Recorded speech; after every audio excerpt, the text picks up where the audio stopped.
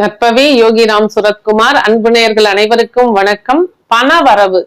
பணவரவுக்கான ஒரு எளிமையான டிப்ஸ் இன்னைக்கு சொல்ல போறேன். அதாவது இது செய்ய வேண்டிய நாள் பாத்தீங்கன்னா புதன்கிழமை புதன் ஹோரை காலையில 6 to 7 செய்யலாம், அல்லது மதியம் 1 to 2 செய்யலாம்.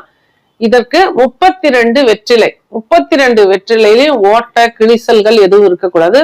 வாங்கும் பொழுது நல்ல வெற்றிலையா பார்த்து ஒண்ணு போல வாங்குறது சிறப்பு. அது போல வாங்கிட்டு அந்த 32 வெற்றிலையிலையும் லேசா நாட்டு மாட்டு பசு நெய் தடவுங்க. தடவிட்டு அதுல கொஞ்சம் மஞ்சள் தூளும் அதே போல கஸ்தூரி மஞ்சள் தூளும் கொஞ்சம் தடவிட்டு நூல்ல கட்டுங்க. 32ஐயும் கட்டிட்டு உங்க வீட்டுல உள்ள பெருமாள் படத்துக்கு, ஏன்னா இது புதன் ஹோரையில புதன்கிழமையில செய்யறதுனால பெருமாளோட அனுகிரகம் நமக்கு பரிபூர்ணா கிடைக்கும் பொழுது பணவரவு அதிகமாகும். அந்த 32 வெற்றிலையும் இது போல பசு நெய் தடவி மஞ்சள் தூள் தடவி நூல்ல கட்டி பெருமாள் படத்துக்கு போட்டு தீப தூபம் காட்டி வச்சிருங்க.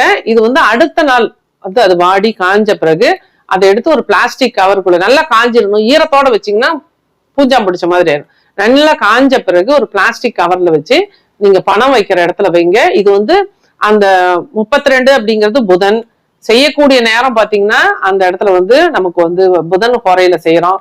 பெருமாள்ங்கிறது புதன். அப்ப இந்த புதன்கிழமை புதன் ஹோரையில இந்த மாதிரி 32 வெற்றிலையில இந்த மாதிரி ஒரு பூஜை பண்ணும் பொழுது இந்த வெற்றிலைய திரும்பவும் நம்ம பணத்து கூட வைக்கும் போது அந்த இடத்துல நல்ல பணவரவுக்கு உண்டான ஒரு நல்ல வாய்ப்புகள் நிச்சயமா கிடைக்கும்.